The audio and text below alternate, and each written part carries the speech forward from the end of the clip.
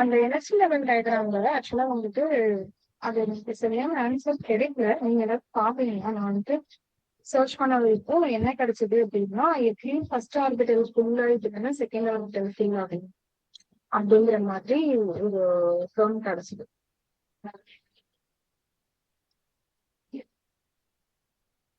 So அது எனக்கு சரியா கிடைக்கல. அது நாளைக்கு கிளாஸ்ல நான் இப்போ பார்த்துட்டு சொல்றேன்.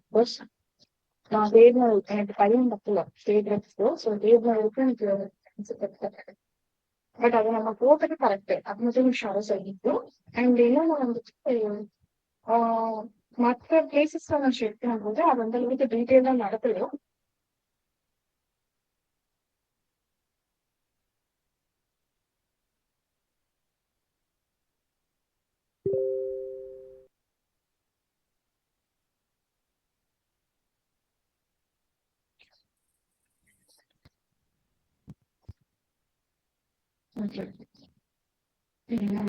வாய்ஸ் கிளியரா இருக்கா?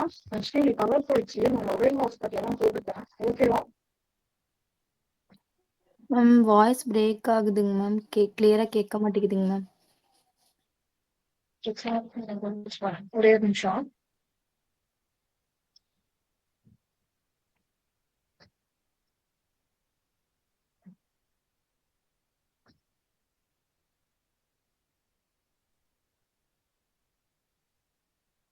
இப்ப பாருங்க.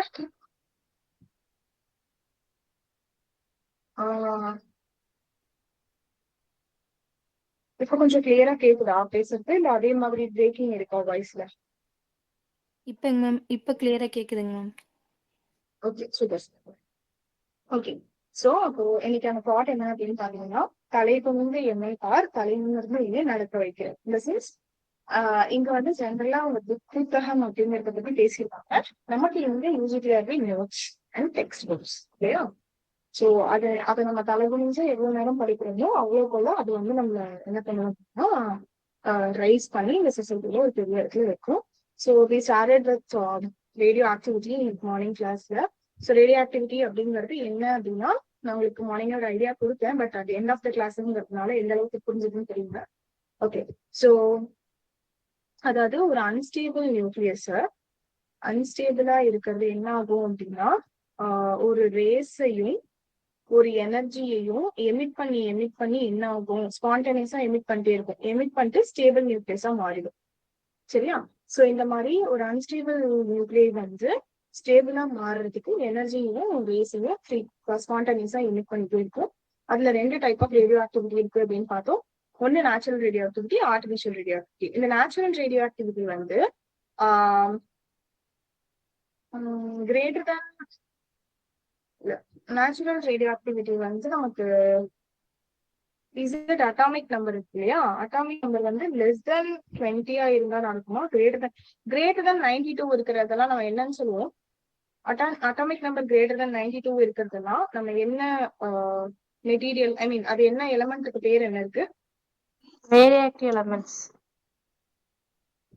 வேற இன்னொன்னு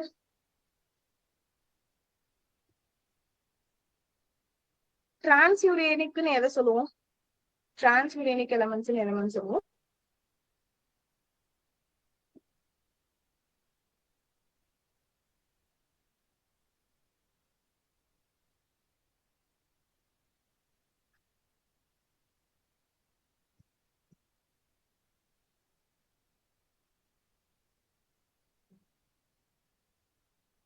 டிரான்ஸ்யூரேனிக் எலமெண்ட்ஸ்னா 200க்கு மேல இருக்கிறத டிரான்ஸ்யூரேனிக் எலமெண்ட்ஸ் அப்படின்னு சொல்லுவோம்னு நினைக்கிறேன். ஓகே 92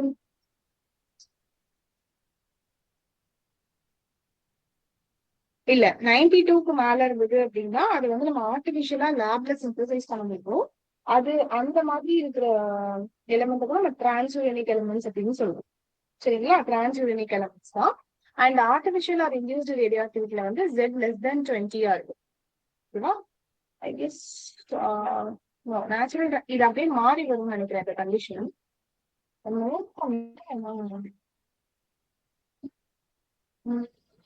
ஏன்னா இங்க நம்ம எக்ஸாம்பிள் எடுத்துருக்கதே அலுமினியம் 27 எடுத்திருக்கோம். சரி, ஓகே. அப்ப இங்க என்ன அப்படின்னு பாத்தீங்கன்னா 2 டைப் ஆஃப் டிரான்ஸ்மிஷன் இருக்கு. அதுல ஒண்ணு வந்து radioactivity, natural radioactivity. இன்னொன்னு வந்து நமக்கு artificial or induced transmit radioactivity. Artificial or induced radio ஆக்டிவிட்டியில நமக்கு என்ன பண்றோம் அப்படின்னா ஒரு நான் ரேடியோ ஆக்டிவ் மெட்டீரியலை ரேடியோ ஆக்டிவா நம்ம ஸ்டேபிளா மாத்த போறோம். எப்படி ஸ்டேபிளா மாத்த போறோம் அப்படின்னு கேட்டீங்கன்னா இந்த ஒரு non radioactive material by exposing it to specific type of radiations.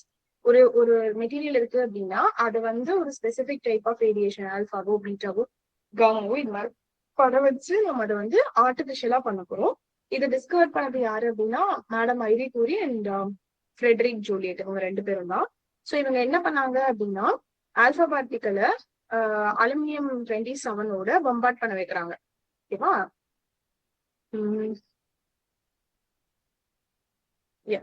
So இப்போ இவங்க என்ன பண்றாங்க அப்படின்னா அலுமினியம் 27 ஆல்பா பார்ட்டிகளோட பம்பார்ட் பண்ண வைக்கும் போது ஃபர்ஸ்ட் அது என்ன ஆகுதுன்னா பாஸ்பரஸ் 30 கிரியேட் ஆகுது. ஆனா எகெயின் இது ஒரு அன்ஸ்டேபிளா தான் இருக்கு, ஸ்டேபிளா இல்ல. பட் நமக்கு அல்டிமேட் எய்ம் என்ன அப்படின்னு பாத்தீங்கன்னா அது ஸ்டேபிள் பண்றதுதான். அப்ப இது ஸ்டேபிள் ஆக்குறதுக்காக இது இன்னும் கொஞ்சம் ரேடியேஷன்ஸ் எமிட் பண்ணிட்டே இருக்கு. தொடர்ந்து எமிட் பண்ணிட்டே என்ன ஆகுதுன்னா சிலிகான் அப்படின்னு மாறுது. அது சிலிகான்னு மாறாம அது என்னவா நம்ம இந்த இடத்துல எமிட் பண்ணிட்டே இருக்கு அப்படின்னு சொன்னோம் இல்லையா? அது எதை எமிட் பண்ணுது அப்படின்னா பாசிட்ரானை எமிட் பண்ணுது. அப்போ எனக்கு ஒரு இந்த இது எமிட் ஆகுற அந்த ரேடியேஷன் வந்து எனக்கு பாசிட்ரான எமிட் பண்ணுது. சரியா? Emit positron. ஓகே. சோ இதுதான் கதை. இப்போ இதுல ஆர்டிபிஷியல் டிரான்ஸ்மியூட்டேஷன் அப்படிங்கிறது அந்த ஒரு எலமெண்ட் இன்னொரு எலமெண்டா மாத்துறது, அப்படி இல்லைன்னா ஒரு எலமெண்ட் இன்னொரு ஐசோடோப்பா மாத்துறது. அதே மாதிரி bombardment of high energy particle. இதுக்கு நம்ம இங்க பார்த்தோம்ல எக்ஸாம்பிள் அலுமினியம் 27 சொல்லிட்டு அலுமினியம் பார்த்தோம் இல்லையா? அலுமினியம் 27 அந்த அலுமினியம் 27 ஆல்பா பார்ட்டிகளோட பம்பார்ட் பண்ணும்போது நமக்கு என்ன கிடைச்சது? பாஸ்பரஸ் 30 கிடைச்சது இல்லையா? பாஸ்பரஸ் 30 கிடைச்சது. அந்த பாஸ்பரஸ் 30 இது வந்து ஒரு அன்ஸ்டேபிள் தான் இல்லையா? அப்போ நான் ஒரு எலமெண்ட்டை இன்னொரு எலமெண்டா மாத்திட்டேன், டிஃப்ரெண்ட் எலமெண்டா மாத்திட்டேன். அது ஐசோடோப்பா கூட இருக்கலாம். எப்படி மாத்தினேன்? ஒரு ஹை எனர்ஜி பார்ட்டிகளை பம்பார்ட் பண்ணது மூலியமா நான் மாத்தினேன். The new element formed can be either stable or unstable. அதாவது நமக்கு இங்க ஃபார்ம் ஆயிருக்கிற எலமெண்ட்ஸ் வந்து அது ஸ்டேபிளாவும் இருக்கலாம், அன்ஸ்டேபிளாவும் இருக்கலாம். இங்க இந்த கேஸை பொறுத்த வரைக்கும் நமக்கு இது அன்ஸ்டேபிள் தான் இல்லையா? நம்ம பார்த்தோம் பாஸ்பரஸ் அப்படிங்கிறது அன்ஸ்டேபிளா இருக்கும் அப்படின்னு சொல்லிட்டு. Usually the new element formed by artificial transmutation exhibit radioactivity. இந்த மாதிரி ஆர்டிபிஷியலா டிரான்ஸ்மிட் பண்ற அந்த எலமெண்ட் வந்து ரேடியோஆக்டிவிட்டியை எக்ஸிபிட் பண்ணும். இந்த மாதிரி ஆர்டிபிஷியல் டிரான்ஸ்மிட்டேஷன்ல ஃபர்ஸ்ட் கண்டுபிடிச்சது ஆக்சிஜன். இது கொஞ்சம் பார்த்துக்கோங்க, இது வரைக்கும் கேட்டுக்கல, எப்படி கேட்டுக்கோங்க. அப்போ ஆக்சிஜனை கண்டுபிடிக்கிறதுக்காக நம்ம நைட்ரஜன் நியூக்ளியஸை ஆல்பா பார்ட்டிகளோட பம்பார்ட் பண்றோம். ஓகேவா? அப்ப அது ஆக்சிஜன் கிடைக்குது, ஆக்சிஜன் ஐசோடோப் கிடைக்குது. ஸோ அது 8O17 அப்படிங்கிற மாதிரி ஆக்சிஜன் 17 வந்து ஃபார்ம் ஆகுது. And just a minute.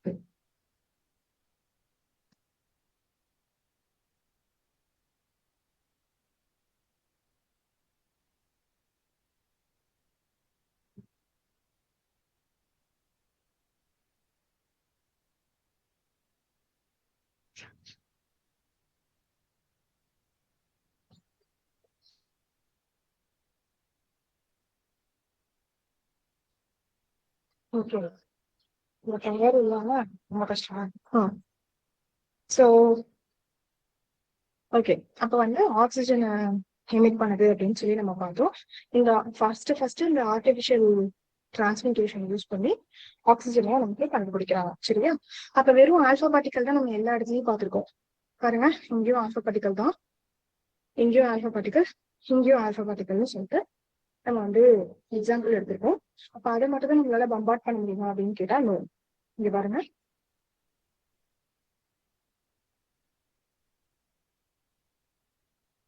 Neutron, alpha particle, proton, neutron, இது எல்லாமே நமக்கு ஈவன் ட்ரிட்டியம் கூட 1H3 கூட நமக்கு என்ன பண்ணலாம் அப்படின்னா பபாடிக் பார்ட்டிகலா யூஸ் பண்ணலாம். ஓகேவா?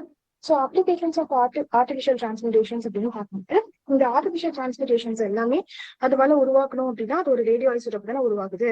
இப்போ இங்கே கூட பொலோனியம் உருவாக்குச்சு இல்லையா? பொலோனியம் உருவாக்குச்சு, அது ஒரு ரேடியோ ஐசோடோப்பை தான் பேசிக்கலி உருவாகுது. ஸோ அந்த ரேடியோ ஐசோடோப் வந்து இப்போ ரீசெண்டா இது ஜாஸ்தி எக்ஸாம்ல கேக்குறாங்க, ரொம்ப யூஸ் பண்ற ஒரு விஷயம். இந்த டெக்னீசியம் 99M அப்படிங்கிறது நமக்கு மெடிசன்ல நிறைய யூஸ் பண்றாங்க. போன் ஸ்கேன்ஸ், கார்டியாக் ஸ்கேன்ஸ் எல்லாம் எடுக்கிறதுக்கு. அதே மாதிரி ஃப்ளோரின் 18 வந்து PET ஸ்கேன்ஸ்க்கு யூஸ் பண்றாங்க. ஒரு சில ஐசோடோப்ஸ் வந்து டயக்னைஸ் பண்றதுக்கும் இன்னும் மிச்சம் வந்து ட்ரீட்மெண்ட் பண்றதுக்கும் நமக்கு யூஸ் பண்றாங்க அப்படின்னு சொல்றோம். அதே மாதிரி இந்த ஆர்டிபிஷியல் டிரான்ஸ்மிட்டேஷனை வச்சுட்டு நமக்கு ஹெவி எலமெண்ட்ஸ், அதாவது இந்த மாதிரி ஆர்கானிசன் அப்படிங்கிற 1118 ஹெவி எலமெண்ட்ஸை நம்மளால டிரான்ஸ்மிட் பண்ண முடியும் அப்படின்ற மாதிரி சொல்றாங்க. இது வந்து இவ கண்டுபிடிச்சிருக்காங்க இந்த மெத்தட் மூலியமா. சரியா? Half lives of fission elements are reduced. So fission ஆகிற எலமெண்டோட ஹாஃப் லைஃப் நம்மளால இதை வச்சு ரெடியூஸ் பண்ண முடியும். அதே மாதிரி ரேடியோ டாக்ஸிசிட்டி அப்படிங்கிறது விஷம் இல்லையா? ஸோ நமக்கு ரேடியோனால வர அந்த தீமையை வந்து நம்மளால இந்த ஆர்டிபிஷியல் டிரான்ஸ்மிட்டேஷனால குறைக்க முடியும். ஓகேவா? ஸோ இது வந்து ஆக்சுவலி நீங்க படிச்சுக்க வேண்டியதுதான். பிகாஸ் நம்ம எதுவும் இதுல டீச் பண்றதுக்கு இல்ல. இதெல்லாம் உங்களுக்கு ரொம்ப பரிச்சயமான விஷயமா இருக்கும். ஸ்கூல்ல படிச்சிருப்பீங்க, ஸ்கூல் புக்ல படிக்கும்போது. அயோடின் 131, கோபால் 60, கார்பன் 14, சோடியம் 24, இதெல்லாம் எதுக்கு யூஸ் ஆகுது அப்படின்னு சொல்லிட்டு. ஸோ டெக்னீஷியம் 99 வந்து ஹார்ட், பிரெயின், போன்ஸ் இதெல்லாம் இமேஜிங் ஸ்கேன் பண்றதுக்கு யூஸ் ஆகுது. அதுக்கப்புறம் அயோடின் 131 பார்க்கும்போது நமக்கு தெரியும் தைராய்டு, கேன்சர் அதெல்லாம் டிடெக்ட் பண்றதுக்கு. கோபால் 60 கேன்சர் ரேடியோ தெரப்பில யூஸ் பண்றாங்க. சர்ஜிக்கல் இன்ஸ்ட்ருமெண்ட்ஸ்ல ஸ்டெர்லைசரா யூஸ் பண்றாங்க. லைக் நம்ம அது உள்ள போட்டு வைக்கிறது, கைண்ட் ஆஃப் ஒரு லிக்விட் மாதிரி இருக்கும், அது உள்ள போட்டு வைக்கிறது. அதே மாதிரி கார்பன் 14 அப்படின்னு பார்க்கும்போது radiocarbon dating to remind the age of organic matter. Carbon dating அப்படின்னாலே நம்ம படிச்சிருக்கோம். கார்பன் டேட்டிங் அப்படின்னாலே அது எவ்வளவு தூரத்துக்கு எப்போ அந்த ஒரு பர்டிகுலர் ப்ராடக்ட் வந்து இறந்து போச்சு அப்படிங்கறத நம்மளால இந்த கார்பன் ஃபிரிக்வன்ஸை கண்டுபிடிக்க முடியும். அதே மாதிரி சோடியம் 24 வந்து சர்க்குலேட்டரி சிஸ்டம், பிளட் கிளாட்ஸை கண்டுபிடிக்கிறதுக்கு. பாஸ்பரஸ் 32 வந்து ஃபெர்டிலைசர் அப்டேக் இன் கிராப்ஸ். இந்த பாஸ்பரஸ் 32 வச்சு எந்த எந்த இடத்துல இப்போ நம்ம வந்து ஒரு செடி இருக்கு அப்படிங்கிற பட்சத்துல இப்ப எங்கெல்லாம் வந்து இருக்கு, எங்கெல்லாம் வந்து நமக்கு உரம் போயிடுச்சு, இந்த பாட்டுக்கு உரம் போலன்னு வச்சுக்கோங்களேன். இந்த பாஸ்பரஸ் 32 வச்சு நமக்கு இந்த பாட்டுக்கு மட்டும் உரம் போலன்றதை நம்மளால கண்டுபிடிக்க முடியும். அதுக்காக கண்டுபிடிக்கப்பட்டது அந்த பாஸ்பரஸ் 32. யுரேனியம் 235 நமக்கு சொல்லவே வேண்டாம், நியூக்ளியர் ரியாக்டர்ஸ்ல யூஸ் பண்றாங்க. அண்ட் அமெரிஷியம் 241 இது புக்ல இருக்கு, இது இம்பார்ட்டன்ட். இது வந்து ஸ்மோக் டிடெக்டர்ஸ்ல ஸ்மோக் அந்த இடத்துல இருக்கா இல்லையா அப்படின்றத டிடெக்ட் பண்றதுக்காக. கெலிஃபோர்னியம் அப்படின்னு பார்க்கும்போது நியூக்ளியர் ரியாக்டரை ஸ்டார்ட் அப் பண்றதுக்கான நியூட்ரான் சோர்ஸ் ஆக்ட் ஆகுது. லியூசியம் 177 வந்து ப்ரோஸ்டேட் கேன்சரை ட்ரீட் பண்றதுக்கு. அண்ட் இரிடியம் 192 வந்து பைப் லைன்ஸ்ல எங்கேயாவது ஆயில் லீக் இருக்கா அப்படிங்கறத செக் பண்றதுக்கு. அதே மாதிரி ஜெனான் 133 லங் வென்டிலேஷன், நமக்கு மூச்சு குழாயில ஏதாவது பிரச்சனையா அப்படின்னு பார்க்கறதுக்கு. அண்ட் கிரிப்டான் 85 பார்க்கும்போது எலக்ட்ரானிக் காம்போனன்ட்ஸ் அண்ட் பைப்ஸ் எல்லாம் லீக் இருக்கான்னு செக் பண்றது. ஸோ லீக்கை பத்தி நம்ம 2 இடத்துல படிச்சிருக்கோம், இரிடியமும் சரி அண்ட் கிரிப்டானும் சரி. சீசியம் வந்து moisture density gauges and to treat localised tumours அப்படின்னா கட்டி இல்லையா? சீசியம் வந்து கட்டிலாம் இது பண்றதுக்கு யூஸ் ஆகுது. இட்ரியம் வந்து லிவர் கேன்சரே யூஸ் ஆகுது. So treats liver cancer. ஓகேவா? ஸோ இது இவ்வளவுதான் நமக்கு விஷயம் ரேடியோ ஆக்டிவிட்டியை பொறுத்த வரைக்கும். ரேடியோ ஆக்டிவ் டிகே அப்படிங்கிறது நம்ம படிக்க போறோம். ஸோ ரேடியோ ஆக்டிவ் டிகே அப்படிங்கிறது இட்ஸ் ஸ்பான்டானியஸ் ப்ராசஸ். ஸ்பான்டானியஸ் ப்ராசஸ்னா என்ன? கண்டினியூஸா நடந்துட்டே இருக்கும். அங்க அன்ஸ்டேபிள் நியூக்ளியஸ் வந்து எனர்ஜியை ஏதோ ஒரு ரேடியேஷன் மூலியமா நம்ம இப்ப என்ன படிச்சோம் ரேடியோ ஆக்டிவிட்டி அப்படின்னா ஒரு அன்ஸ்டேபிள் நியூக்ளியஸ் வந்து கண்டினியூஸா நமக்கு ஏதாவது ஒரு எனர்ஜி எமிட் பண்ணிட்டே இருக்கும், ரேடியேஷனை எமிட் பண்ணிட்டே இருக்கும். எமிட் பண்ணிட்டே இருக்கும்போது எனக்கு என்னவா மாறும் அப்படின்னா எனக்கு வந்துட்டு அது ஸ்டேபிளா மாறும். அது வந்து சாடி ஹெஜன்ஸ் டிஸ்பிளேஸ்மெண்ட் லா அப்படின்னு சொல்லி கொடுத்துருக்காங்க. சோ அந்த சாரியன் கொஸ்டின்ல என்ன சொல்லியிருப்பாங்க அப்படின்னா 2 டிகே வரும். ஒன்னு ஆல்பா டிகே, இன்னொன்னு பீட்டா டிகே, காமா டிகே ஒன்னு இருக்கு. சோ சாரி கொஸ்டின் வந்து மெயினா என்ன சொல்றாங்க அப்படின்னா how much elements change during radioactive decay. ஒரு ரேடியோ ஆக்டிவ் டிகே அப்ப எவ்வளவு எலிமெண்ட்ஸ் வந்து மாறுது, எவ்வளவு எலிமெண்ட்ஸ் வந்து அதுல இருந்து சேஞ்ச் ஆகுது அப்படிங்கிறது தான் ரேடியோ ஆக்டிவ் டிகே அப்படின்னு சொல்லிட்டு சாரியன் கொஸ்டின்ல சொல்லியிருப்பாங்க. சரியா, அதாவது எவ்வளவு எலிமெண்ட்ஸ் வந்து ரேடியோ ஆக்டிவ் டிகே சமயத்துல எனக்கு சேஞ்ச் ஆகுது அப்படிங்கிற மாதிரி. ஓகேவா? So alpha decay it involves the emission of an alpha particle from parent nucleus. இது என்ன கதை அப்படின்னா ரொம்ப சிம்பிள் தான்.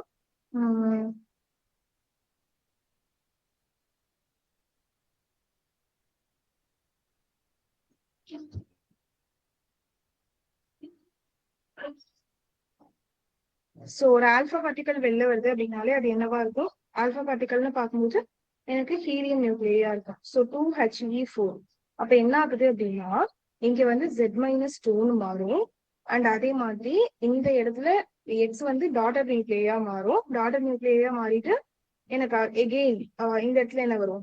லாஸ்ட் மேல வந்து எனக்கு A-4 அப்படின்னு மாறும் இல்லையா? அப்ப இதுதான் வந்து எனக்கு daughter nucleus.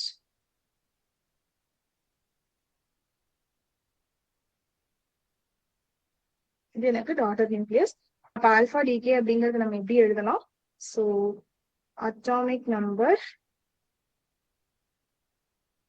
decreases by 4, no, by 2, and mass number increases by 4. ஓகேவா? 4 in parent nuclei, அதான் முக்கியம். 4 increases by 4 in parent nuclei. இது வந்து என்ன பண்ணுவாங்க அப்படின்னா பீட்டா டிகே ஆல்பா டிகேனா என்னன்னு கேட்டுட்டு இந்த ஸ்டேட்மெண்ட் எல்லாம் கரெக்டா கொடுத்துருவாங்க. Atomic number decreases by 2, mass number increases by 4, இதெல்லாம் கொடுத்துட்டு கடைசியில பேரண்ட் நியூக்ளியன் கொடுக்காம டாட்டர் நியூக்ளியன் கொடுத்துருவாங்க. அப்ப அந்த மாதிரி கொடுத்துட்டா தப்பா எழுதிட்டு வந்துடக்கூடாது, சென்டென்ஸ் ஃபுல்லா படிக்கணும். சரியா? ஓகே. சோ அப்போ இது வந்து டாட்டர் நியூக்ளியஸ்ல நடக்கிற ஒரு விஷயம்.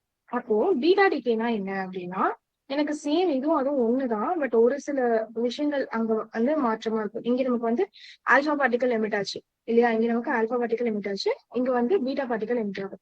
பீட்டா பார்ட்டிகல்ங்கிறது எய்தர் எலக்ட்ரான் ஆர் பாசிட்ரானா இருக்கும். அது எலக்ட்ரான் எமிட் ஆகுதா பாசிட்ரான் எமிட் ஆகுதாங்கிறத பொறுத்து என்னுடைய டிகே வந்து மாறும். ஓகேங்களா? இப்போ இன்கேஸ் எனக்கு என்னுடைய இதுல வந்து நம்ம இதுல வந்து beta plus decay, beta minus டிகேன்னு 2 இருக்கு. ஸோ நான் இப்போ பீட்டா மைனஸ் டிகே ஃபர்ஸ்ட் பார்க்கலாம். ஸோ பீட்டா மைனஸ் டிகே அப்படிங்கிறது என்ன அப்படின்னா இப்போ வந்து ZXA ஜெட்ல எனக்கு ஒன்று ஆட் ஆகும் கரண்ட் வாட்டர் நியூக்ளியஸ்ல. ஏ வந்து அப்படியே தான் இருக்கும், ஏ ரிமைன்ஸ் சேம். இங்க +1னா அதை பேலன்ஸ் பண்றதுக்காக இங்க -1னா அப்போ இது எலக்ட்ரான். இது வந்து எலக்ட்ரான். சரியா? அண்ட் இந்த இடத்துல எலக்ட்ரான் வெளில வந்துச்சுன்னா ஆன்டி நியூட்ரினோ வெளியில வரும். எலக்ட்ரான் வெளியில வந்துச்சு அப்படின்னா என்ன வெளியில வரும்? ஆன்டி நியூட்ரினோ வெளியில வரும். ஸோ நல்லா ஞாபகம் வச்சுக்கோங்க, இது வந்து எலக்ட்ரான், இது ஆன்டி நியூட்ரினோ. எலக்ட்ரான் வெளில வந்துச்சுன்னா எனக்கு ஒரு ஆன்டி நியூட்ரினோ வெளியில வரும். சரியா?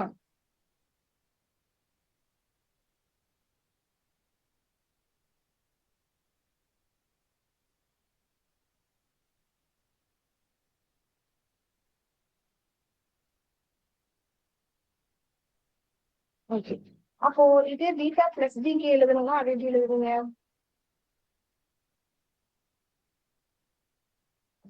இங்க நம்ம ஸ்டோரி எழுதணும் இல்லையா? அட்டாமிக் நம்பர் இது எவ்வளவு இன்க்ரீஸ் ஆகுது என்ன ஏதுன்னு அது எழுதிக்கணும். Atomic number increases by and mass numbers remains unchanged. Mass number எனக்கு மாறாம இருக்கு, remains unchanged இல்லையா? ஆஃப் டாட்டர் நியூக்ளியை. இந்த டாட்டர் நியூக்ளியை ரொம்ப முக்கியம்.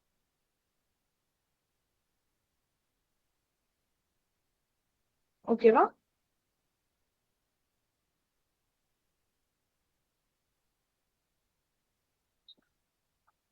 டாட்டர் நியூக்ளியில எனக்கு ஒன்னு ஆட் ஆயிருக்கு, இது சேமா அப்படியே தான் இருக்கு. ஓகேவா? அதே வந்து இதே பீட்டா மைனஸ் டிகே அப்படின்னா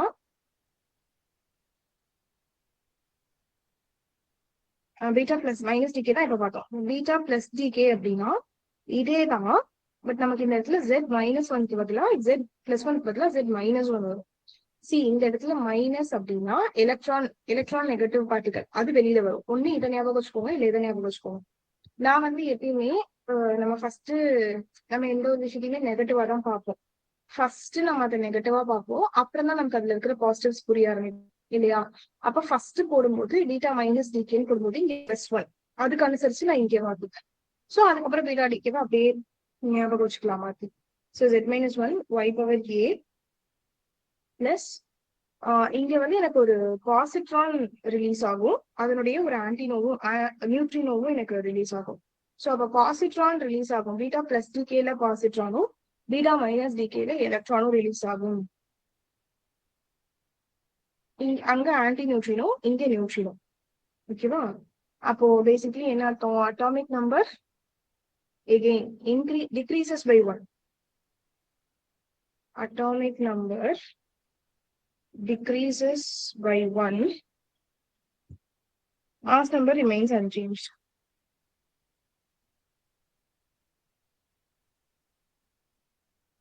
யாரோடதுல?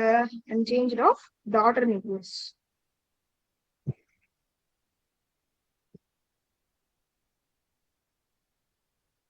ஓகே, இதுல ஒரு சின்ன டாஸ்க். இதுல எது பீட்டா பிளஸ் டிகே, எது பீட்டா மைனஸ் டிகேன்னு தெரியணும்.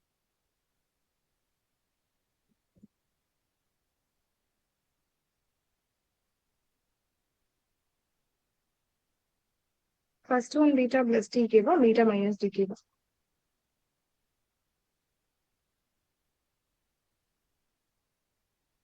First one beta plus decay ma'am. Positron வந்திருக்கு. Second one beta minus decay.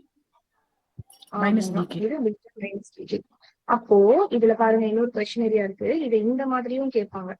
எந்த மாதிரி கேட்பாங்க அப்படின்னா, புரோட்டான் எனக்கு நியூட்ரானா கன்வெர்ட் ஆகுறது என்ன டிகே? பீட்டா பிளஸ் டிகேல புரோட்டான் எனக்கு நியூட்ரானா கன்வெர்ட் ஆகும். Proton converted into neutron. அப்படின்னா இதை மட்டும் கொடுத்துட்டு இதை ரெண்டையும் கேட்பாங்க. எப்படி வேணாலும் கொஸ்டின் வரும். சோ நான் கொடுக்கறத தெளிவா படிங்க, சரியா? So proton converted into neutron. Beta minus டிகேல neutron converted into proton. Neutron converted into proton. ஓகேவா? இது எனக்கு neutron converted to proton. Proton converted to neutron beta plus decay. இது எனக்கு பீட்டா மைனஸ் டிகே. சோ இது இம்பார்ட்டன்ட், ஞாபகம் வச்சுக்கணும். ஓகேவா? ஓகே, அடுத்தது காமா டிகே. காமா டிகே அப்படின்னு பார்க்கும்போது எக்ஸைட்டட் நியூக்ளியஸ், அதாவது நமக்கு இப்போ எக்ஸைட்டட் ஸ்டேட்ல இருக்கிற ஒரு நியூக்ளியஸ் இருக்கு இல்லையா, அது வந்து எனக்கு என்ன பண்ணும் அப்படின்னு கேட்டோம்னா என்ன எக்ஸஸ் எனர்ஜியை ரிலீஸ் பண்ணும். அதே சேம் டைம்ல காமா போட்டானையும் அதை வந்து ரிலீஸ் பண்ணும். So high frequency electromagnetic waves, it's no mass and no charge. Gamma rays நம்ம எதை சொல்லுவோம் அப்படின்னா, அதுக்கு வந்து ரொம்ப ஹை ஃப்ரீக்வன்சி இருக்கும், அதே மாதிரி எந்த ஒரு மாஸும் இருக்காது, எந்த சார்ஜும் அதுக்கு இருக்காது, சார்ஜ்லெஸ் பார்ட்டிகல் அப்படின்னு. ஸோ காமா எமிஷன் வந்து நமக்கு அட்டாமிக் நம்பரையோ மாஸ் நம்பரையோ அஃபெக்ட் பண்ணாது, ஒன்லி எனர்ஜி ஸ்டேட் மட்டும் தான் சேஞ்ச் ஆகும். அப்போ எக்ஸாம்பிள் பார்க்கணும் அப்படின்னா ZX A ஸ்டார்ல இருக்கு, அது வந்து எனக்கு என்னவா மாறும் அப்படின்னா நார்மலா மாறிட்டு ஒரு போட்டானை ரிலீஸ் பண்ணும், லைக் ஒரு காமாவை ரிலீஸ் பண்ணும். அது பேசிக்கலி போட்டான் அப்படின்னு சொல்லி நம்ம சொல்லலாம். இதுக்கு எக்ஸாம்பிள் ஐ மீன் ஏதாவது ஒரு எலமெண்ட்டை வச்சு எக்ஸாம்பிள் வேணும் அப்படின்னா, you can tell 86 Rn 222 excited state will give you 86 Rn. இது ரேடான் இல்லையா? 86 ரேடான் 222 பிளஸ் காமா. சரியா? சோ இது இந்த காமாக்கு ஒரு எனர்ஜி இருக்கும். இதுல வந்து 0.187 MeV. இதுல நமக்கு என்ன 0.187 MeV. சரியா? அதே மாதிரி ஆல்பா டிகே வந்து A greater than 200ல மட்டும்தான் பாசிபிள். A greater than 200ல மட்டும்தான் நமக்கு ஆல்பா டிகே வந்து பாசிபிளா இருக்கு. சரிங்களா? So this is what gamma decay. And இந்த இடத்துல இன்னொன்று என்ன அப்படின்னா, இந்த பேசிக்கா ஆல்பா பீட்டா காமாக்கு நிறைய விஷயங்கள் உண்டு, அதனுடைய டிஃபரன்ஸ் அப்படின்னு சொல்லிட்டு. இதுல பேசிக்கா தெரிஞ்சுக்க வேண்டியது வந்து அயனைசிங் பவரும் பெனிட்ரேட்டிங் பவரும் தான். நான் இதனுடைய டேபிள் உங்களுக்கு என்னோட நோட்ஸ்ல இருந்து போட்டோ சென்ட் பண்றேன், அதை பார்த்து ஒரு தடவை படிச்சுக்கோங்க. ஆனா அதுல சொல்லி தரத்துக்கு ஒன்றும் இல்லை. ஆனா இது ரொம்ப இம்பார்ட்டன்ட், அதனால நான் இந்த ஸ்லைட்ல இன்க்ளூட் பண்றேன். ஸோ அயனைசிங் பவர் எனக்கு ஆல்பால ஹையா இருக்கும், பீட்டால லோவா இருக்கும், காமால வெரி லோவா இருக்கும். வேற பெனிட்ரேட்டிங் பவர் எனக்கு இங்க வந்து லோவா இருக்கும். அதாவது ஒரு 10 பேப்பர் வச்சோம் அப்படின்னாலே அது வந்து நம்மளால ஈஸியா ஸ்டாப் பண்ணிட முடியும். அது பெனிட்ரேட் ஆகி போகாது. ஒரு பிளாக் லெட் பிளாக்லாம் வச்சோம்னா அது ஈஸியா ஸ்டாப் ஆயிடும், உடன் பிளாக்லாம் வச்சோம்னா. ஸோ இது வந்து லோ, இது வந்து ஹை, அண்ட் இது வந்து வெரி ஹை. ஓகேவா? அதனாலதான் நமக்கு ஒரு சில ரேடியோ இதுல எல்லாம் வந்து காமா பார்ட்டிகல் சோர்ஸா வச்சிருப்பாங்க. அது வந்து பெனிட்ரேட் ஆகி போகக்கூடாது அப்படிங்கிறதுதான். ஓகே. ஸோ அடுத்தது நம்ம பார்க்கறது ரேடியோ ஆக்டிவ் டிகே லா. So radioactive decay law அப்படின்னு சொல்லிட்டு இது என்ன அப்படின்னா, எந்த அளவுக்கு என்னுடைய ரேடியோ ஆக்டிவ் பார்ட் வந்து ஒரு டைம்ல டிகே ஆகுது. ஸோ ஃபர்ஸ்ட் நம்ம கிட்ட ஒரு ஒரு part of amount radioactive இருக்கு அப்படின்னா அது அப்படியே டிகே ஆகி வந்துட்டே இருக்கு ஒரு டைம்ல. அப்போ எனக்கு எவ்வளவு அமௌண்ட்ல எவ்வளவு ப்ரொபோர்ஷனாலிட்டியில அந்த ரேடியோ ஆக்டிவ் டிகே நடக்குது அப்படிங்கிறது தான். அப்ப என்னங்கிறத நம்ம சாம்பிள் அப்படின்னு வச்சுக்கலாம். டெல்டா என்னங்கிறது decays per unit time. ஓகேவா? Delta n is the number of radioactive decays per unit time. எவ்வளோ நம்பர் ஆஃப் radioactive decay நடக்குது ஒரு யூனிட் டைம்ல அப்படிங்கறதா இது நமக்கு என்னோட வேல்யூ. அப்ப இந்த ப்ரொபோர்ஷனாலிட்டி எடுக்கிறதுக்காக நான் லாம்டா அப்படிங்கிற ஒரு கான்ஸ்டன்ட் ஆட் பண்றேன். அந்த கான்ஸ்டன்ட் பேர் தான் டிகே கான்ஸ்டன்ட், அப்படிங்கிறதா டிஸ்இன்டிகிரேஷன் கான்ஸ்டன்ட். அப்போ எனக்கு எப்படி மாறும் இந்த ரேடியோஆக்டிவ் டிகே வந்து எனக்கு ஒரு சாம்பிளோட இருக்கு. அதாவது எனக்கு அந்த சாம்பிள் வந்து நம்பர் ஆஃப் நியூக்ளியை கம்பேர் பண்ணும்போது எந்த அளவுக்கு சேஞ்ச் ஆகும் அப்படிங்கறத நான் இங்க கொடுக்குறேன்.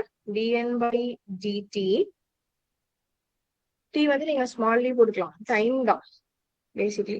dn/dt which is equal to minus lambda n. சரியா? அப்படி இல்லை அப்படின்னா இந்த n இந்த பக்கம் கொண்டு வந்துருங்க. Are dn/n which is equal to minus lambda gt அப்படின்னு போடலாம். அண்ட் இதுக்கு இன்னொன்னும் இருக்கு, டைரக்டா அப்படி கேட்பாங்க. டிகே லா அப்படிங்கிற மாதிரி கொடுத்துட்டு n of t is equal to n0 e power minus lambda t அப்படின்னு வரும். இதை நமக்கு ஃபர்தரா சால்வ் பண்ணோம் அப்படின்னா இந்த ஒரு இது வரும். சரிங்களா? இது important. So radioactive decay law அப்படின்னு பார்க்கும்போது n0 e power minus lambda t. எந்த அளவுக்கு ஒரு ரேடியோ ஆக்டிவ், இப்ப என்கிட்ட ஒரு 100 கிராம்ஸ் ரேடியோ ஆக்டிவ் சப்ஸ்டன்ஸ் இருக்கு அப்படின்னா அது ஒரு 10 மினிட்ஸ்ல ஒரு 50 கிராமா குறைஞ்சிருக்கு, இல்ல 25 கிராமா குறைஞ்சிருக்கு அப்படின்னா எந்த அளவுக்கு செதஞ்சிருக்கு அந்த ரேடியோ ஆக்டிவ் அப்படிங்கறத பத்தி படிக்கிறது தான் ரேடியோ ஆக்டிவ் டிகே லா. இதுல half life and mean life அப்படின்னு சொல்லிட்டு 2 இருக்கு. ஸோ ஹாஃப் லைஃப் அப்படின்னு பார்க்கும்போது இப்ப இதுதான் நான் இப்ப உங்களுக்கு எக்ஸாம்பிள் சொன்னேன். இப்ப வந்துட்டு எனக்கு ஹாஃப் லைஃப் ஒரு 100 ஆட்டம்ஸ் என்கிட்ட இருக்கு. என்னுடைய சாம்பிள்ல வந்து ஒரு 100 ஆட்டம்ஸ் இருக்குன்னு வச்சுக்கோங்க. அந்த 100 ஆட்டம்ஸும் ஒரு 5 மினிட்ஸ்ல எனக்கு 50 ஆகுது அப்படின்னா அந்த 5 மினிட்ஸ் தான் எனக்கு ஹாஃப் லைஃபா இருக்கும். ஓகேவா?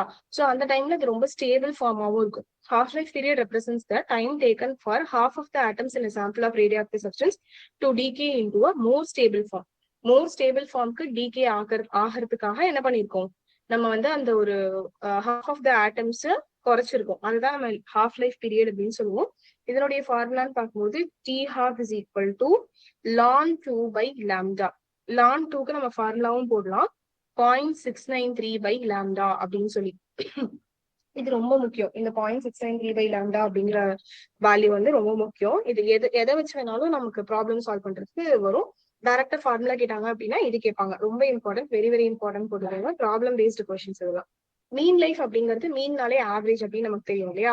அப்போ ஒரு சாம்பிள்ல இருக்கிற எல்லா ஆட்டம்ஸோட லைஃப் டைமையும் சேர்த்தோம் அப்படின்னா அதுதான் நம்ம மீன் லைஃப் அப்படின்னு சொல்லுவோம். எனக்கு எப்பயுமே மீன் லைஃப் ஹாஃப் லைஃபை விட கிரேட்டரா தான் இருக்கும். சரியா? மீன் லைஃப் ரெப்ரசென்ட் பண்ற சிம்பிள் வந்து டவ். சரியா? அப்ப டவ் வந்து எனக்கு 1 by lambda. சரியா? டவோட ஃபார்முலா வந்து 1 by lambda. அப்ப இதை வச்சு எனக்கு t12 இந்த இடத்துல 1 by lambda பதிலா டவ் போட்டோம்னா என்ன வரும்?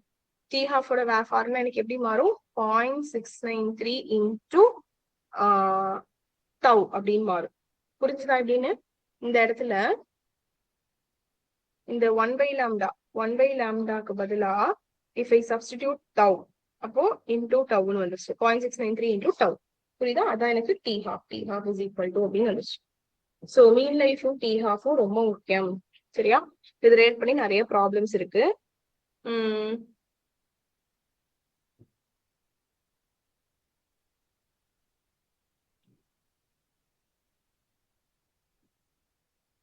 ஓகே, ஸோ ஒரு 4 ப்ராப்ளம் பார்த்துட்டு ஒரு ப்ராப்ளம் மட்டும் நான் தரேன், மிச்சம் நீங்க ஹோம்ஒர்க் கொடுங்க.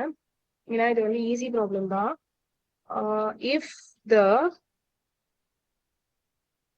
மீன் லைஃப் ஆஃப் ரேடியோஆக்டிவ் சாம்பிள் தான் ஆர்ஏ சாம்பிள் எழுதுறேன். Radioactive sample is 55 minutes, then its half life கேக்குறாங்க. கண்டுபிடிச்சு சொல்லுங்க.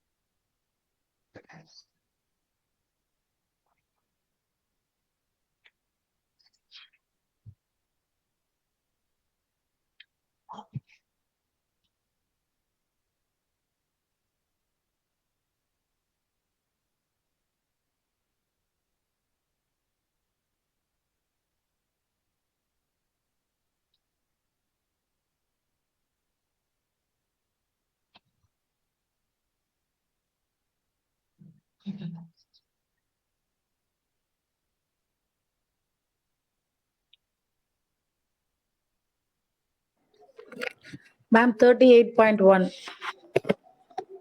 Very good. So T half is equal to 38.1 minutes. Okay.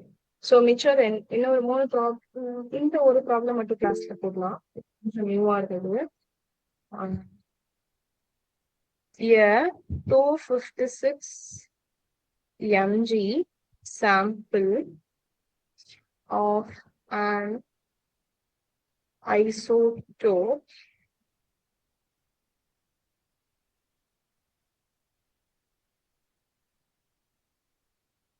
decays so that only 2 mg remains. Only எனக்கு 2 mg remains after 63 days. 256 mg இருந்தது, 63 நாள் கழிச்சு கொஞ்சம் கொஞ்சமா குறைஞ்சு 2 mg ல நிக்குது. அதனுடைய ஹாஃப் லைஃப் என்னன்னு கேக்குறாங்க. இது எப்படி போடணும்னு ஏதாவது ஐடியா இருக்கா?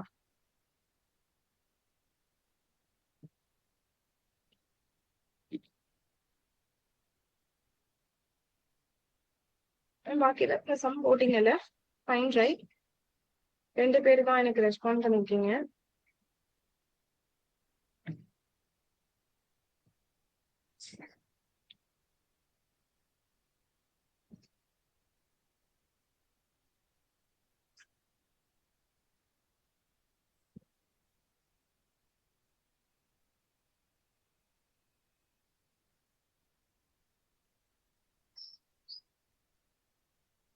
ஐடியா இருக்கா? நான் போட்டுமா? இல்ல ட்ரை பண்றீங்க? அதாவது ஒண்ணு சொன்னீங்கன்னா நான் வெயிட் பண்ணுவேன், இல்ல போடுவேன். நீங்க போடுங்க ma'am. Okay, super. So actually ஏன்னா இதுல நமக்கு ஃபர்ஸ்ட் அது 256 mg இருந்திருக்கு. இது ஹாஃபா குறைஞ்சதுன்னா எனக்கு என்னவா குறையும்? 128 குறையும். இது ஹாஃபா குறைஞ்சதுன்னா 64ன்னு குறையும். இது ஹாஃபா குறைஞ்சா 32ன்னு குறையும். இது ஹாஃபா குறைஞ்சா 16ன்னு குறையும். அப்புறம் எனக்கு 8ன்னு குறையும். அப்புறம் 4ன்னு குறையும். அப்புறம் 2ன்னு குறையும். இப்போ இந்த மாதிரி எனக்கு ஹாஃபா குறையறத இதை நான் ஃபர்ஸ்ட் டி ஹாஃப்னு சொல்லலாம், இது செகண்ட் டி ஹாஃப், இது தேர்ட் டி ஹாஃப், இது ஃபோர்த் டி ஹாஃப், இது ஃபிஃப்த் டி ஹாஃப், இது சிக்ஸ்த், இது செவன்த். அப்ப மொத்தம் 7 டி ஹாஃப் ஆனதுக்கு அப்புறம் தான் எனக்கு இந்த 256 அப்படிங்கிற வேல்யூ 2ல வந்து முடிஞ்சிருக்கு. எத்தனை டி ஹாஃப் ஆயிருக்கு? 7 டி ஹாஃப் ஆயிருக்கு. 7 டி ஹாஃப்க்கு அது எடுத்துக்கிட்ட டேஸ் எவ்வளோ? 63 டேஸ். அப்போ இது எப்படி போடலாம் அப்படின்னா 7 டி ஹாஃப்க்கு அது எடுத்துக்கிட்ட டேஸ் வந்து 63 டேஸ். அப்ப T half is equal to 63/7. அப்ப எனக்கு எவ்வளவு டேஸ் வரும்? 9 டேஸ். அப்ப எனக்கு ஹாஃப் லைஃப்ங்கிறது எவ்வளவு டேஸ்? 9 டேஸ்ல அது வந்து எக்ஸாக்டா ஹாஃபா குறைஞ்சிருக்கும் அப்படின்னு சொல்லு. ஓகேவா?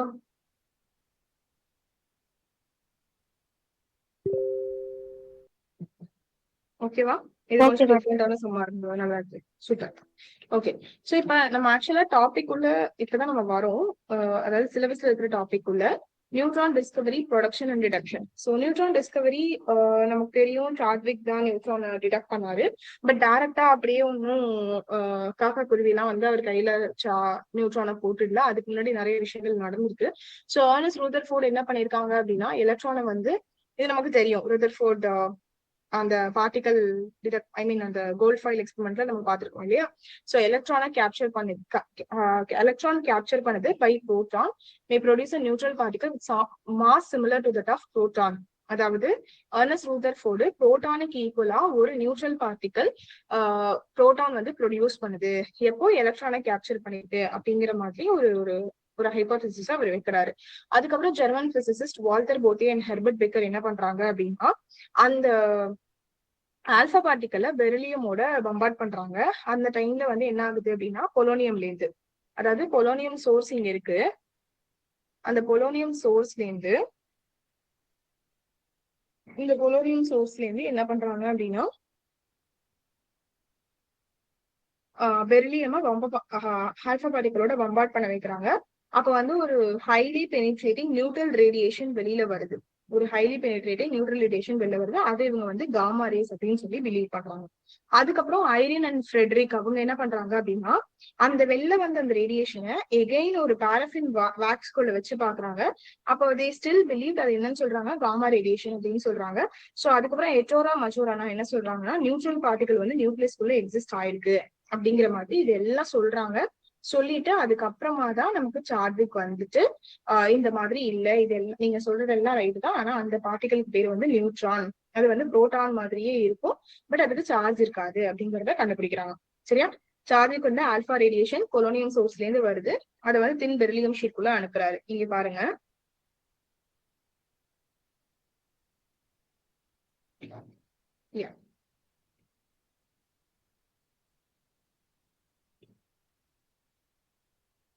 இதுதான்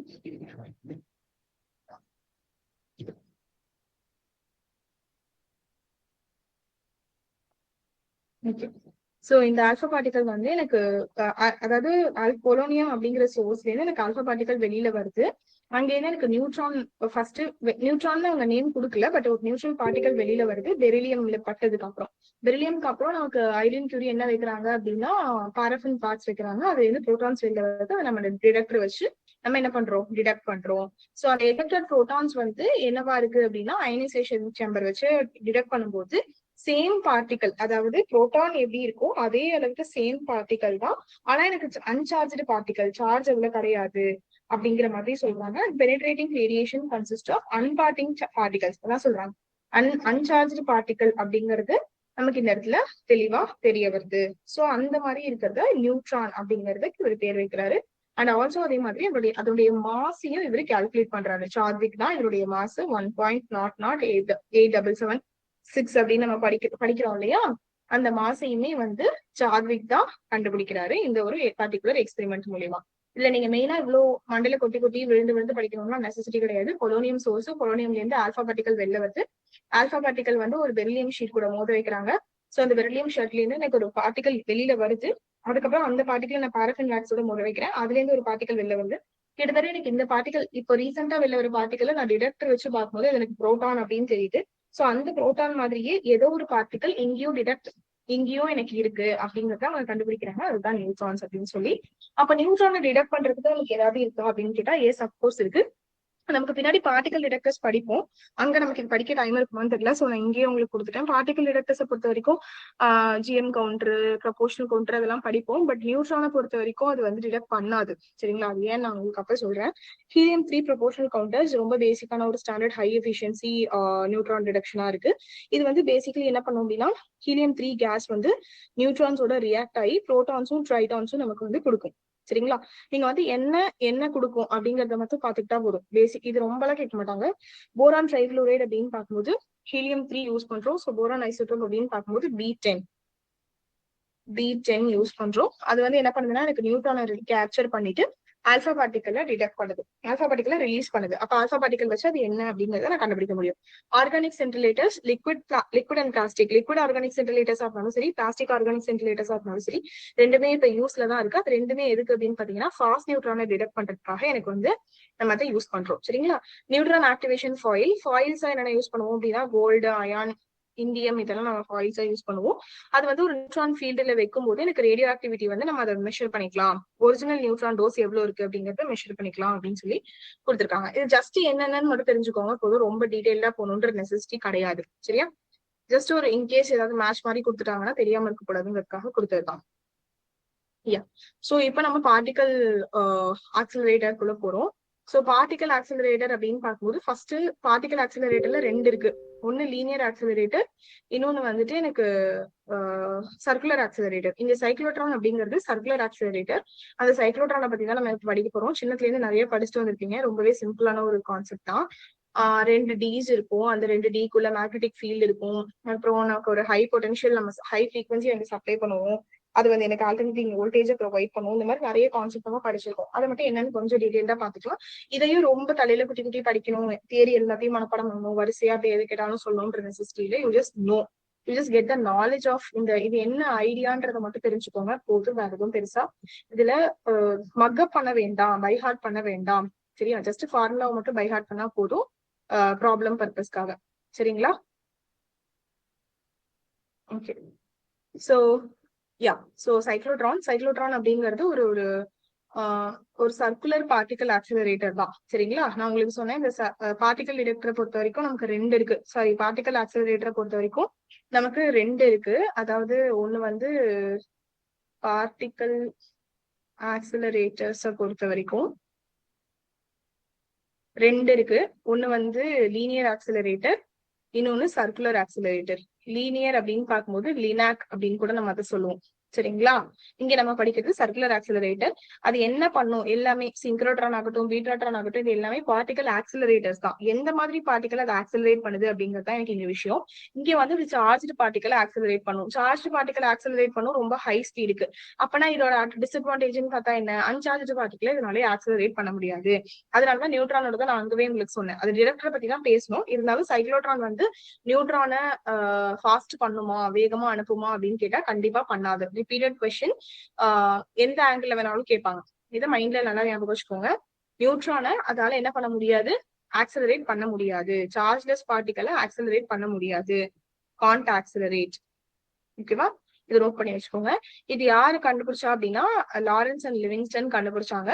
எதுக்கு அப்படின்னா பாசிட்டிவ் அயான்ஸ் ஆக்சிலரேட் பண்றதுக்கு. புரோட்டான்ஸ், நியூட்ரான்ஸ், ஆல்பா பார்ட்டிகல்ஸ் இந்த மாதிரி பாசிட்டிவ் அயான்ஸ் ஆக்சிலரேட் பண்றதுக்கு. இதுல என்னென்ன காம்போனன்ட்ஸ் இருக்கும் அப்படின்னு பாத்தீங்கன்னா ரெண்டு டி ஷேப்டு எலக்ட்ரோட் செல்ஸ் இருக்கும், டீஸ் அப்படின்னு சொல்லிட்டு. அதே மாதிரி எலக்ட்ரோமேக்னெட் ப்ரொவைட்ஸ், எலக்ட்ரோமேக்னெட் இருக்கும், ஹை ஃப்ரீக்வன்சி ஆசிலேட்டர் இருக்கும், அயான் சோர்ஸ் சென்ட்ரல்ல வச்சிருப்பாங்க, வேக்யூம் சேம்பர் இருக்கும். சோ இதான் இதனுடைய பேசிக் கன்ஸ்ட்ரக்ஷன். இங்க பாருங்க, இந்த எல்லோ கலர்ல இருக்கு இல்லையா, இது வந்து ஒரு டி, நடுவுல கொஞ்சம் கேப் விட்டு இன்னொரு டி வச்சிருக்காங்க. இதை என்டையரா இந்த செட்டப் ஃபுல்லா வந்து வேக்யூம்ல வச்சிருக்காங்க. இந்த வேக்யூம் தான் எனக்கு பர்பிள் கலர். இத்தனை கலரா கொடுத்துருக்கிறதுக்கான மெயின் ரீசன் உங்களுக்கு புரியணும் அப்படிங்கறதுக்காக தான். சோ இதுல பேசிக்கா என்ன அப்படின்னா அந்த ரெண்டு D1 D2 நடுவுல ஒரு கேப் விட்டு வச்சிருக்கிறதுக்கு பேர் வந்து டீஸ் அப்படின்னு சொல்லி நமக்கு பேரு. அந்த டீஸ் வந்து ஒரு வேக்யூம் சேம்பருக்குள்ள ஒரு large magnet, poles of very large magnet, ரெண்டு மேக்னெட்டுக்கும் நடுவுல, ஓகேவா, ரெண்டு மேக்னெட்டுக்கும் நடுவுல இந்த இதை வந்து வச்சிருக்காங்க. எத இந்த அதாவது இந்த டீஸ். ஓகேவா? மேக்னெட்டிக் ஃபீல்டு நமக்கு அப்ராக்சிமேட்டா எவ்வளவு ப்ரொடியூஸ் ஆகுது அப்படின்னு கேட்டீங்கன்னா 15,000. அதுவும் நமக்கு பிளேன் ஆஃப் டீஸ்க்கு பர்பெண்டிகுலரா இருக்கு. இந்த சென்ஸ் 90 டிகிரில இருக்கு. ஹை ஃப்ரீக்வன்சி ஆல்டர்னேட்டிங் பொட்டன்ஷியல்ஸ் வந்து நமக்கு எலக்ட்ரிக் ஃபீல்ட கொடுக்குது. ஹை ஃப்ரீக்வன்சி, அதாவது ஃப்ரீக்வன்சி ஆசிலேட்டர். நம்ம இங்க ஆர்எஃப்ஓ பார்த்தோம் இல்லையா, ஐ மீன் ஃப்ரீக்வன்சி ஆசிலேட்டர், ஆர்எஃப்ஓ இல்ல ஃப்ரீக்வன்சி ஆசிலேட்டர். அந்த ஹை ஃப்ரீக்வன்சி ஆசிலேட்டர் தான் எனக்கு என்ன பண்ணுது அப்படின்னா எலக்ட்ரிக் ஃபீல்டை ப்ரொடியூஸ் பண்ணி கொடுக்குது. அப்ப எனக்கு அயான் சோர்ஸ் வந்து சென்ட்ரல்ல இருக்கு. அந்த சென்ட்ரல்ல இருக்கிற அயான் சோர்ஸ் வந்து வேக்யூம் டைட், வேக்யூம்ல ஏன் நம்ம அந்த சென்ட்ரல் அயான் சோர்ஸ் இருக்கா, நம்ம ஏன் அந்த வேக்யூம்ல வச்சிருக்கோம் அப்படின்னா வெளியில இருந்து எந்த பார்ட்டிகளும் இதை டிஸ்டர்ப் பண்ணக்கூடாது, உள்ள இருந்து எந்த பார்ட்டிகளும் இது வந்து உள்ள இருந்து பார்ட்டிகள் எதுவும் வெளில போகக்கூடாது அப்படிங்கிறதுக்காக. சோ இதனுடைய ஒர்க்கிங் அப்படின்னு பார்க்கும்போது நான் இதனுடைய ஒர்க்கிங் ரொம்ப சிம்பிள். நான் ஜஸ்ட் இதுல சொல்றேன், நீங்க அதை வச்சு அண்டர்ஸ்டாண்ட் பண்ணி இதை ஒருக்க ரீட் பண்ணுங்க. இது ஒன்றும் பெருசா விஷயம் கிடையாது. என்ன ஆகும் அப்படின்னா இது வந்து ஒரு அயான் சோர்ஸ்னு வச்சுக்கோங்க. இது வந்து ஒரு அயான் சோர்ஸ், சரியா? இந்த டி வந்து ஃபர்ஸ்ட் பாசிட்டிவா இருக்கும், அப்புறம் நெகட்டிவா இருக்கும். சோ இந்த இது வந்து ஒரு பாசிட்டிவ் அயான் சோர்ஸ் ஞாபகம் வச்சுக்கோங்க. ஒரு அசம்ஷன் வச்சுக்கோங்க. பாசிட்டிவ் அயான்ஸ் பார்க்கும்போது அது வந்து நெகட்டிவ் இதுக்கு போகும். அதாவது நெகட்டிவ் டிக்கு அட்ராக்ட் ஆகிறதுக்கு போகும். அட்ராக்ட் ஆக போயிட்டு அது இப்படிதானே சுத்தி இருக்கணும். ஆனா ஏன் வந்து இந்த இடத்துல டிஃப்ளெக்ஷன் இருக்கு அப்படின்னு கேட்டீங்கன்னா இங்க இருக்கிற அந்த எலக்ட்ரிக் ஃபீல்டுனால இதனுடைய பாத்துல ஒரு டிஃப்ளெக்ஷன் இருக்கும். அப்ப என்ன ஆகும் அப்படின்னா அந்த டைம்ல இதனுடைய பொலாரிட்டி சேஞ்ச் ஆகும். அப்ப இந்த பிளஸ் பார்ட்டிகல் திரும்ப மைனஸ் நோக்கி அட்ராக்ட் ஆகும். திரும்ப இங்க வரும்போது அதே மாதிரி இங்க இருக்கிற அந்த எலக்ட்ரிக் ஃபீல்டு, இங்கேயும் அந்த எலக்ட்ரிக் ஃபீல்டு இருக்கும், இங்கேயும் நமக்கு அந்த எலக்ட்ரிக் ஃபீல்டு இருக்கும். அந்த ஹை ஃப்ரீக்வன்சி ஆசிலேட்டர் கிரியேட் பண்ண அந்த எலக்ட்ரிக் ஃபீல்டு. அப்ப அது வந்து திரும்பவும் என்னுடைய பொலாரிட்டியை மாற்றும். இப்படி வந்து எனக்கு சர்க்குலரா ஸ்பைரலா எனக்கு சுத்தி கடைசியில ஒரு நல்ல ஒரு ஹை ஃபாஸ்டா ஒரு பார்ட்டிகளா இது வந்து எனக்கு டார்கெட்ல போய் இடிக்கும். அந்த டைம்ல அது என்ன கைண்ட் ஆஃப் பார்ட்டிகல், அதாவது என்ன சோர்ஸ் உள்ள வச்சிருக்காங்க அப்படிங்கறது என்னால டிடெக்ட் பண்ண முடியும். சரியா? சோ இதுதான் பேசிக் ஐடியா. இதனுடைய ஃப்ரீக்வன்சி, எனர்ஜி அண்ட் அது இல்லாம அதனுடைய இது மட்டும் படிச்சுட்டா போதும். இதெல்லாம் சேம் கதை தான். இந்த ஃப்ரீக்வன்சி முக்கியம். ஃப்ரீக்வன்சி ஃபார்முலா பாருங்க, QB/2πm, BQ/2πm. அதே மாதிரி R is equal to MV/QB. இது ரெண்டும் முக்கியம். இந்த ஃபார்முலாஸ் ரெண்டும், அந்த ஃபார்முலாஸ் மட்டும் நான் அடுத்த பேஜ்ல கொடுத்துருக்கேன். அதாவது மேக்ஸிமம் கைனடிக் எனர்ஜி அப்படின்னு பார்க்கும்போது Q²B²/R², Q²B²R²/2m. அதே மாதிரி ஃப்ரீக்வன்சின்னு பார்த்தோம்னா QB/2πm. இது எல்லாமே ஆக்சுவலி நமக்கு ஒரு பெரிய டெரிவேஷன் தான், அவசியம் இல்லை. ஜஸ்ட் நம்ம அது என்ன ஃபார்முலாஸ் மட்டும் படிச்சு வரனாலே போதும். ஏன்னா அதை வச்சுன்னா சம்ஸ் கேட்பாங்க, வேற எதுவும் பெருசா எதுவும் வராது. அப்படியே வந்தாலும் நியூட்ரல் பார்ட்டிகல் இதால ஆக்சிலரேட் பண்ண முடியுமா அப்படின்னா கேட்பாங்க. சரியா? It cannot accelerate neutral particles. Size and cost contains. So size and cost வந்து ரொம்ப கன்ஸ்ட்ரெயின்டா இருக்கும். ஏன்னா நமக்கு ரொம்ப பெருசா இருக்கு. அதனால எலக்ட்ரான்ஸ் பாசிட்ரான்ஸ் அதெல்லாமும் இதால வந்து லைட்டர் பார்ட்டிகளா இருக்கிறத இதால ஆக்சிலரேட் பண்ண முடியாது. ஏன் அப்படின்னா இந்த பார்ட்டிகல் வந்து ஸ்பீட் ஆஃப் லைட்ல போகும்போது அதனுடைய மாஸ் வந்து இன்க்ரீஸ் ஆகும். அப்ப மாஸ் இன்க்ரீஸ் ஆச்சு அப்படின்னா இங்க பாருங்க, எனக்கு மாஸ் இன்க்ரீஸ் ஆச்சு அப்படின்னா ஆர்பிட்டல் ஃப்ரீக்வன்சி வந்து டிக்ரீஸ் ஆகும்.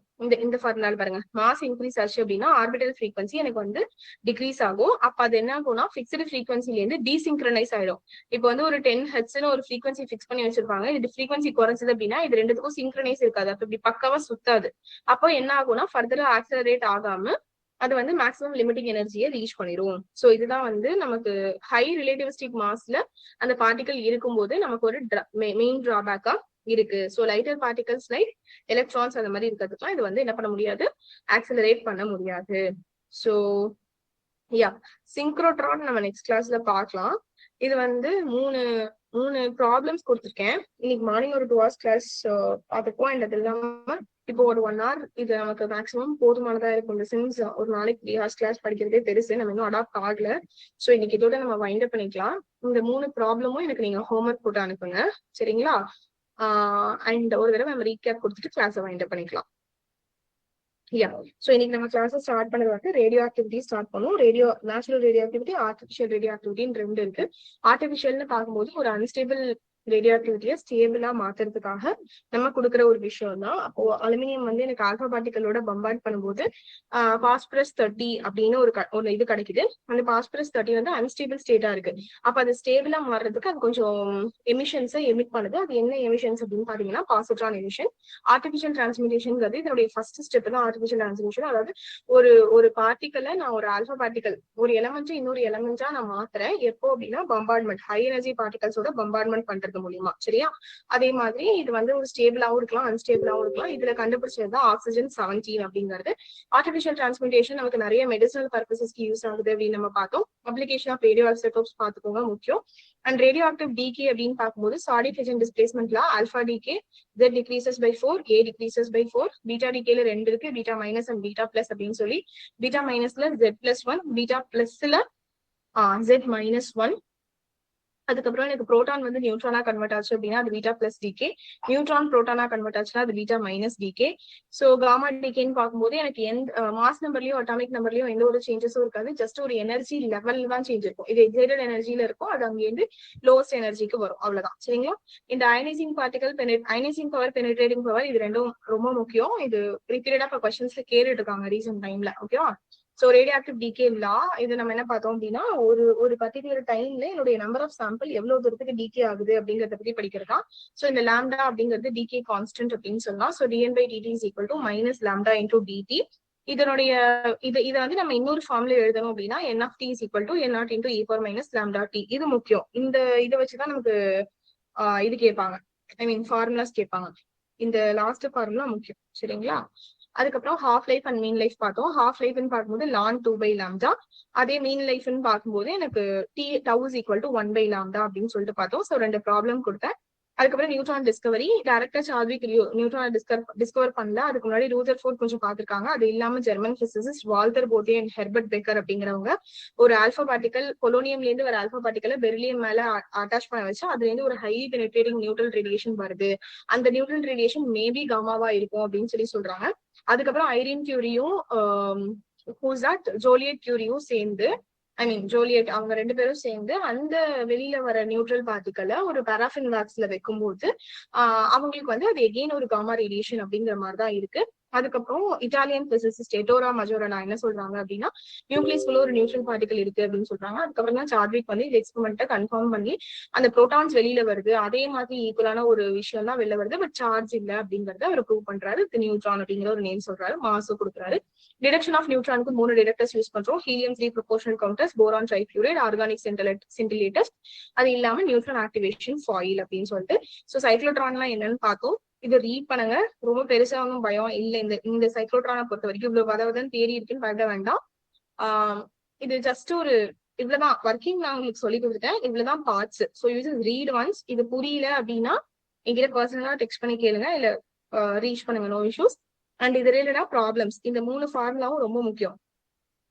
எல்லாமே இதுல சைக்ளோட்ரான் ஃப்ரீக்வன்சி ஆகட்டும், radius of the circular path ஆகட்டும், இது சென்ட்ரிபிட்டல் ஃபோர்ஸ் வந்து எனக்கு இந்த லாரன்ஸ் ஃபோர்ஸ்க்கு ஈக்குவலா இருக்கும். இது வந்து Lorentz force B into Q into B cross V அப்படின்னு சொல்லிட்டு லாரன்ஸ் ஃபோர்ஸ் அது எனக்கு சென்ட்ரிபிட்டல் ஃபோர்ஸ்க்கு ஈக்குவலா இருக்கும் அப்படிங்கிற மாதிரி எனக்கு ஈக்குவேட் பண்ணி தான் இந்த வேல்யூவை கண்டுபிடிச்சிருப்பாங்க. சரிங்களா? ஸோ இது கைனடிக் எனர்ஜியோட ஃபார்முலா. சரியா? ஸோ அவ்வளவுதான். லிமிடேஷன்ஸ் நமக்கு தெரியும். அண்ட் இந்த இடத்துல ப்ராப்ளம்ஸ் கொடுத்துருக்கோம், அந்த ப்ராப்ளம்ஸ் பாருங்க. ஓகேவா? ப்ராப்ளம்ஸ் எனக்கு போட்டுட்டு பர்சனலா டெலிகிராம்ல அனுப்பணும். So that's it for today's class. Ma'am problem கொஞ்சம் ஷோ பண்றேன் மேம், எழுதிக்கிறோம். நான் இப்போ உடனே உங்களுக்கு பிபிடி ஷேர் பண்ணிடுவேன் மேம். நான் உடனே பிபிடி ஷேர் பண்ணிடுவேன். Okay ma'am. Thank you all. Have a good evening, nice evening ahead, and don't waste your golden evening time. உட்காந்து படிங்க. இப்போ கொஞ்சம் பேர் ஜாயின் ஆயிருக்கீங்களோ? ஓகே, 6:30 வரைக்கும் கிளாஸ் இருக்கும்னு நினைச்சிட்டு ஜாயின் ஆனீங்களான்னு தெரியல. ஓ ஓகே, ஸோ இட்ஸ் ஃபைன். இப்போ ரெக்கார்டிங் பார்த்துட்டு இன்னைக்கு கிளாஸ் நடத்துனதை தரவா படிங்க. படிச்சுட்டு நம்ம நாளை கிளாஸ்ல மீட் பண்ணலாம். Okay, thank you all. Thank you ma'am. Thank you ma'am. Thank you ma'am. நாளைக்கு மார்னிங் கிளாஸ் இருக்கா? கண்டிப்பா இருக்கு சார். ஓகே, அது 11:30 மேடம். இன்னைக்கு இருந்த டைமிங்ல தான் சார் இருக்கும். Okay, thank you. இது வாட்ஸ்அப் குரூப் இருக்கா மேடம்? இருக்கு. டெலிகிராம் குரூப் தான் சார் இருக்கு. சரிங்க. ஓகே. டெலிகிராம் குரூப் இருக்கு, நீங்க அதுலயே காண்டாக்ட் பண்ணலாம். Okay, thank you. Okay sir, thank you.